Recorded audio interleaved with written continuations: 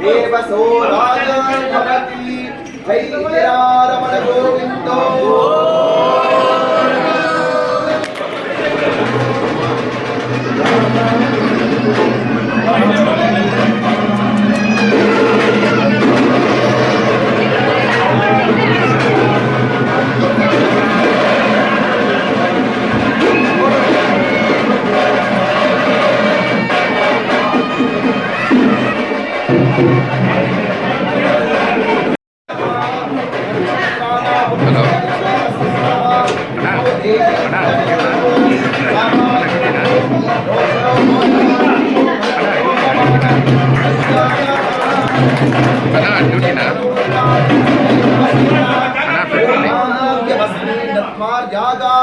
विपरेथना रोचरो रोचमान शोभन शोभमान कल्याण कलिर्यंपदोरिमागं समेत वश्यता सौभाग्यवस्ति दत्वार्यागास्तं विपरेथना रोचरो रोचमान शोभन कल्याण ध्रुवन्ते राजावति लोकमस्पतिः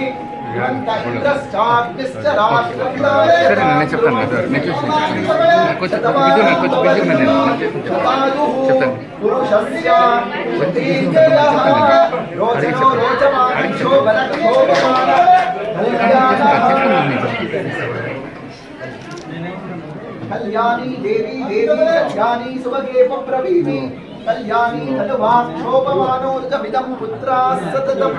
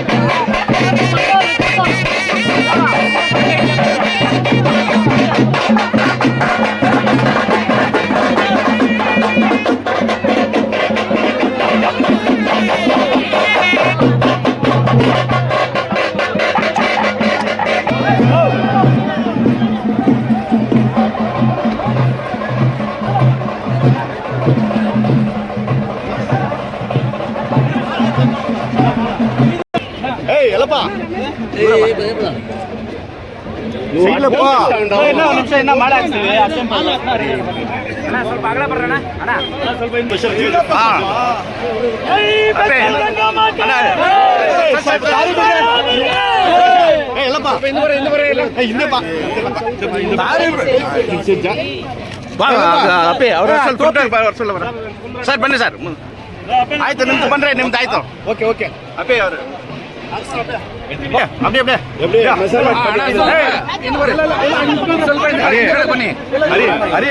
ಟೋಟಲ್ ಹಿಂದೆ ಬಂದ್ಬಿಡಲಿ ಟೋಟಲ್ ಹಿಂದೆ ಬಂದ್ಬಿಡಲಿ ಅಲ್ವಾ ಒಂದು ಒಂದು ಪಿನ ಹೋಗಿ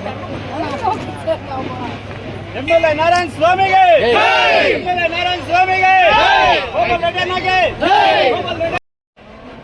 ಬಂಗಾರಪೇಟೆ ತಾಲೂಕಿನಲ್ಲಿ ಪೆದ್ದಪಲ್ಲಿ ಗಂಗಮ್ಮ ಜಾತ್ರೆ ಅಂದರೆ ಬಹಳ ವಿಶೇಷ. ಈ ಜಾತ್ರೆಗೆ ಈ ಗ್ರಾಮದ ಹಿರಿಯ ಮುಖಂಡರಾಗಿದ್ದಂತಹ ಮಾಜಿ ಚೇರ್ಮನ್ರು ಆಗಿದ್ದಂತಹ ಮುನ್ಸಾಮಣ್ಣವರು ಜೀವನದ ಕಾಲದಿಂದ ಸುಮಾರು 16 ವರ್ಷಗಳಿಂದ ನಾನು ಈ ಪೆದ್ದಪಲ್ಲಿ ಗ್ರಾಮಕ್ಕೆ ಪ್ರತಿ ವರ್ಷ ಕೂಡ ಜಾತ್ರೆ ಸಮಯದಲ್ಲಿ ಬರ್ತಾ ಇದ್ದೇನೆ. ಅದಕ್ಕೆ ಆ ದೇವಿ ಕರುಣೆ ತೋರಿ 12 ವರ್ಷಗಳಲ್ಲಿ ಸತತವಾಗಿ ಬಂದು ಆ ದೇವಿಯ ಸೇವೆ ಮಾಡಲಿಕ್ಕೆ, ಆ ರಥೋತ್ಸವ ಮಾಡಲಿಕ್ಕೆ ನನಗೆ ಆ ದೇವ ಅವಕಾಶವನ್ನು ಮಾಡಿಕೊಟ್ಟಿದ್ದಾರೆ.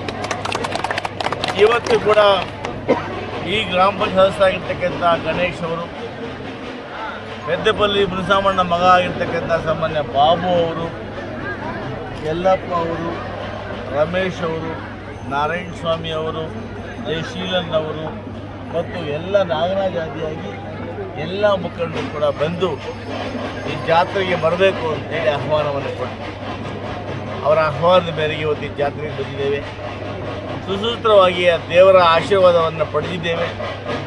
ರಥೋತ್ಸವಕ್ಕೆ ಚಾಲನೆ ಕೊಟ್ಟಿದ್ದೇವೆ. ನನ್ನೊಟ್ಟಿಗೆ ಸಂದರ್ಭದಲ್ಲಿ KUD ಅಧ್ಯಕ್ಷರಾಗಿರ್ತಕ್ಕಂಥ ಗೋಪಾಲ್ ರೆಡ್ಡಿಯವರು,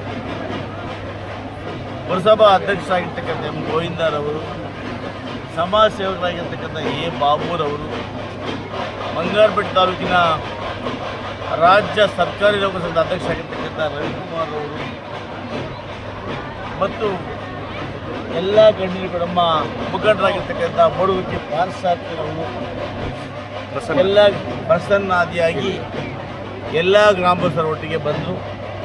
ಈ ಸಂದರ್ಭದಲ್ಲಿ ನಮ್ಮ ಬಾಬಣ್ಣ ಆಗ್ಬೋದು, ಯಲ್ಲಪ್ಪ ಆಗ್ಬೋದು, ಗಣೇಶ್ ಆಗ್ಬೋದು, ರಮೇಶ್ ಆಗ್ಬೋದು, ನಾರಾಯಣ ಸ್ವಾಮಿ ಆಗ್ಬೋದು, ಯಶೀರನ್ ಆಗ್ಬೋದು, ಎಲ್ಲ ಮುಖಂಡರು ಕೂಡ, ವಿಶೇಷವಾಗಿ ಎಲ್ಲ ಸಹೋದರಿಯರು, ಹೆಣ್ಣು ಎಲ್ಲ ಸದಸ್ಯರುಗಳು, ಮೆಂಬರ್ಸ್ ಇವರೆಲ್ಲ ಕೂಡ ಪ್ರತಿ ವರ್ಷ ಕೂಡ ಸ್ವಾಗತ ಮಾಡ್ತಾರೆ. ವಿಶೇಷ ಏನಪ್ಪ ಅಂದರೆ ದೊಡ್ಡ ಹೂವಿನ ಭಾರವನ್ನು ಹಾಕಿ ಇನ್ನು ನೆರೆಯ வேலைக்கு பணம் நீ மால் போடுறதுக்கு நிறைய வேலை பண்ணிக்கிற பண்ண நிறைய வேலை பண்ண வேண்டியது இருக்கு, அதெல்லாம் செய்யணும்னு சொல்லிட்டு ಆಲ್ರೆಡಿ ಸ್ಯಾಂಕ್ಷನ್ ಹೇಳಿದ್ದಾರೆ. ಈ ದೇವಸ್ಥಾನ ಜೀರ್ಣೋದ್ಧಾರ ಮಾಡಲಿಕ್ಕೆ ರಿಪೇರಿ ಮಾಡಿ ಆಗಲೇ ಎಸ್ಟಿಮೇಟಲ್ಲಿ ಮಾಡಿದ್ದೇವೆ. ಆದಷ್ಟು ಬೇಗ ಮಾಡಿ ಇನ್ನು 3-4 ತಿಂಗಳಲ್ಲಿ ಮತ್ತೆ ಜೀರ್ಣೋದ್ಧಾರ ಸಂಪೂರ್ಣ ಕೆಲಸವನ್ನು ಮಾಡಿ ಏನೇನು ಪೆಂಡಿಂಗ್ ಇದೆ, ಶಿಥಿಲವಾಗಿದೆ ಎಲ್ಲವನ್ನು ಸರಿಪಡಿಸಿ ಬಣ್ಣ ಸುಣ್ಣವನ್ನು ಬೆಳೆದು ಮತ್ತೆ ಈ ಒಂದು ಮೇ ಅಥವಾ ಜೂನ್ ಒಳಗಡೆ ಬಂದು ಮತ್ತೆ ಜೀರ್ಣೋದ್ಧಾರವನ್ನು ಮಾಡ್ತೇವೆ. ಪೆದ್ದಪಲ್ಲಿ ಗಂಗಮ್ಮ ಇತಿಹಾಸ ಪ್ರಸಿದ್ಧಿ. ಈ ಪೆದ್ದಪಲ್ಲಿ ಗಂಗಮ್ಮ ಬಹಳ ಇತಿಹಾಸ ಪ್ರಸಿದ್ಧಿ. ಈ ತಾಲೂಕಿಂದೇ ಅಲ್ಲ, ಬೆಂಗಳೂರು, ಕೋಲಾರ ಎಲ್ಲ ಕಡೆ ಅನೇಕ ಭಕ್ತಾದಿಗಳ ಹೊಂದಿರ್ತಕ್ಕಂಥ ದೇವತೆ ಈ ಗಂಗಮ್ಮ. ಈ ಗಂಗಮ್ಮ ನಂಬಿ ಕೆಟ್ಟವರಿಲ್ಲ, ನಂಬತೆ ಸೊಮ್ಮು ಲೇಕೊಂಡ ದಮ್ಮು. ಆದರೆ ಗಂಗಮ್ಮ ನಂಬಿ ಭಾಳ ಜನ ಒಳ್ಳೆಯದಾಗಿದೆ. ಈ ತಾಯಿ ಈ ಕ್ಷೇತ್ರವನ್ನು ಕಾಪಾಡ್ತಾ ಇದ್ದಾಳೆ. ವಿಶೇಷವಾಗಿ ಪಂಚಾಯಿತಿಯನ್ನು, ಈ ತಾಲೂಕನ್ನು ಈ ನಮ್ಮ ಪೆದ್ದಪಲ್ಲಿ ಗಂಗಮ್ಮ ಮತ್ತು ಪಿಚ್ಚಳ್ಳಿಯ ಚಾಮುಂಡಿ ಇಬ್ಬರು ಕೂಡ ಕ್ಷೇತ್ರವನ್ನು ಎಲ್ಲರಿಗೂ ಒಳ್ಳೆಯದಾಗಲಿ ನಾನು ಬಯಸ್ತೀನಿ. ಇನ್ನು ಮುಂದೆ ಒಳ್ಳೆ ಮಳೆ ಬೆಳೆ ಆಗಲಿ. ಈ ಭಾಗದತಕ್ಕಂಥ ಎಲ್ಲರೂ ಕೂಡ ಉದ್ಯೋಗ ಕೊಡಬೇಕು ಅಂತ ನಿಮಗೆ ನಾವು ದಾಸೋಹ ಸೈಡ್ ಹತ್ರ ಇಂಡಸ್ಟ್ರಿ ಮಾಡ್ತಾ ಇದ್ದೀವಿ. ಎಲ್ಲರೂ ಕೆಲಸ ಸಿಕ್ಕಲಿ. ಈ ಗ್ರಾಮದಲ್ಲಿ ಭಾಳ ಬಡವರು ಕೂಲಿಗಾರರ್ತಕ್ಕಂಥ ಗ್ರಾಮ ಇದು. ಈ ಪಂಚಾಯಿತಿಯ ಪ್ರತಿಯೊಬ್ಬರು ಕೂಡ ಕೆಲಸ ಕೊಡಬೇಕು ಅಂತೇಳಿ ನಾನು ಮತ್ತು KGF ಶಾಸಕಿ ರೂಪಾ ಅವರು ಒಂದು ಪಣ ಕಟ್ಟಿದ್ದೇವೆ. ಖಂಡಿತವಾಗಿಯೂ ಕೂಡ ಮುಂದೆ ನಿರ್ಮಾಣಗಳಲ್ಲಿ ಒಂದು ಇಂಡಸ್ಟ್ರಿಯನ್ನು ಮಾಡಿ ಈ ಭಾಗದ ಎಲ್ಲ ಜನರಿಗೆ ಕೆಲಸ ಕೊಡ್ತೀವಿ. ಸರ್, ಈಗ ಜೂನ್ ಜುಲೈ ತಾಲೂಕ್ ಪಂಚಾಯಿತಿ ಮತ್ತು ಜಿಲ್ಲಾ ಚುನಾವಣೆ ನಡೀತವೆ. ಪ್ರಿಪರೇಷನ್ಸ್ ಯಾವ ರೀತಿಯಾಗಿದೆ? ಇವತ್ತು ನಮ್ಮ ಎಲ್ಲ ಕಡೆ ಅಭಿವೃದ್ಧಿ ಮಾಡಿದ್ದೀನಿ. ಎಲ್ಲ ಕಡೆ ಜನ ಇದ್ದಾರೆ. ಸರ್ಕಾರದ ಗ್ಯಾರಂಟಿಗಳು ಕೈ ಹಿಡಿದಿದೆ.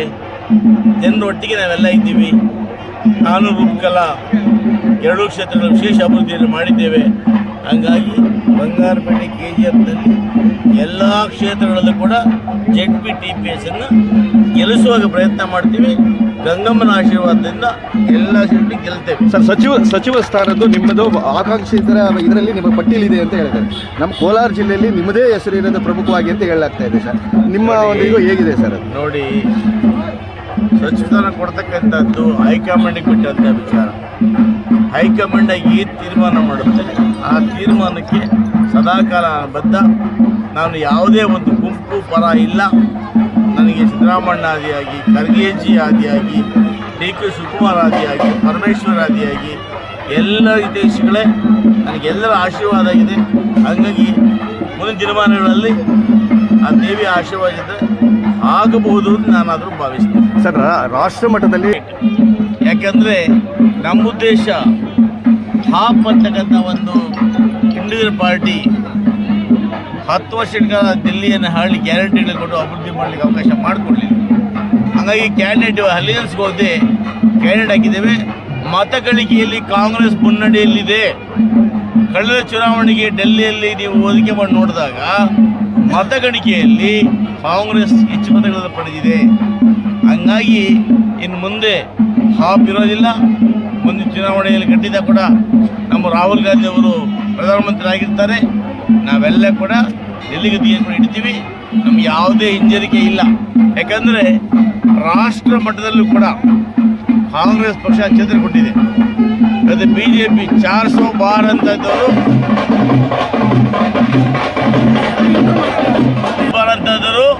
300 ಬಾರು ಇಲ್ಲ. ಅವ್ರು ಏನೇ ಗಿಮಿಕ್ ಮಾಡಿದ್ರು ಕೂಡ ಮತಗಳಿಗೆ ಕಾಂಗ್ರೆಸ್ ಮುಂಚೂಣಿಯಲ್ಲಿದೆ.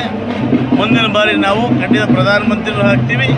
ಈ ದೇಶದಲ್ಲಿ ಒಳ್ಳೆ ಆಡಳಿತವನ್ನು ಕಾಂಗ್ರೆಸ್ ಸರ್ಕಾರ ಕೊಡ್ತಾರೆ. ಪ್ರಯಾಗರಾಜ್ ವಿಚಾರದಲ್ಲಿ AICC ಅಧ್ಯಕ್ಷರು ಒಂದು ವಿವಾದ ಮುಖ್ಯಮಂತ್ರಿಗೆ ಅಲ್ಲೇ ಹೋಗಿ ಸ್ನಾನ ಮಾಡ್ಕೊಂಡು ಬರ್ತಾರೆ. ಅಲ್ಲ ನೋಡಿ, ಅದು ವಿವಾದನೇ ಅಲ್ಲ. ಈ ಜನರನ್ನ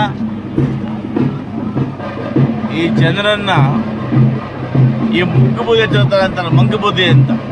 ಹಂಗೆ ಆ ಜನರು ಬರಲು ಜಾತ್ರೆ ಬರಲು ಅಂತೇಳಿ ಪ್ರಯೋಗ ನೆಪದಲ್ಲಿ ಅವರೆಲ್ಲ ಕೂಡ ಹೋಗಿ ಅಲ್ಲಿ ಸ್ನಾನವನ್ನು ಮಾಡೋ ವ್ಯವಸ್ಥೆಯನ್ನು ಮಾಡ್ತಾಯಿದ್ದಾರೆ. ಅಲ್ಲಿ ಒಂದು ಸರಿ ಮುಳುಗಿ ಸ್ನಾನ ಮಾಡೋದ್ರಿಂದ ನಮ್ಮೆಲ್ಲ ಪಾಪಗಳು ಎಲ್ಲ ಒಳ್ಳೆಯದಾಗೋ ಥರ ಇದ್ದರೆ ಆ ರಾಜ್ಯದಲ್ಲಿ ಇವತ್ತು ಕೆಲಸ ಉದ್ಯೋಗ ಇಲ್ಲದೆ ಆ ಜನ 100 ವರ್ಷದಿಂದ ನದಿಯಲ್ಲಿ ಮುಳುಗ್ತಾ ಇದ್ದಾರೆ. ಯಾಕೆ ಒಳ್ಳೆಯದಾಗಿಲ್ಲ? ಇವತ್ತು ಅಲ್ಲಿಂದ ಬಂದು ಇಲ್ಲಿ ಯಾಕೆ ನಮ್ಮಲ್ಲಿ ಕೆಲಸ ಮಾಡ್ತಾರೆ? ಬಹಳಷ್ಟು ಜನ ಇವತ್ತೇನು ಉದ್ಯೋಗ ಮಾಡ್ತಾರೆ ಇವರೆಲ್ಲ ಕೂಡ ಹಾಬಾಗ್ದವ್ರೆ.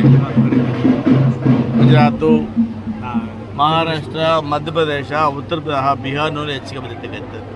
ಅದಕ್ಕೆ ಅರ್ಥ ಮಾಡ್ಕೊಳ್ಳಿ, ಇದು ಒಂದು ಅನ್ಯ ಮಾರ್ಗದಲ್ಲಿ ಹಣ ಸಂಪಾದನೆ ಮಾಡಿರ್ತಕ್ಕಂಥ ಇದು.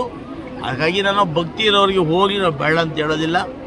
ಬಟ್ ನನ್ನ ಮಟ್ಟಿಗೆ ಇದರಿಂದ ಏನು ಜನಸಾಮಾನ್ಯರ ಮೇಲೆ ಇವತ್ತು ಏನು ಡಾಲರ್ಸ್ ಬೆಲೆ ಇವತ್ತು ನಮಗೆ 86 ರೂಪಾಯಿ ಹೋಗಿದೆ, ಅದೇನು 20 ರೂಪಾಯಿ ಬರೋದಿಲ್ಲ.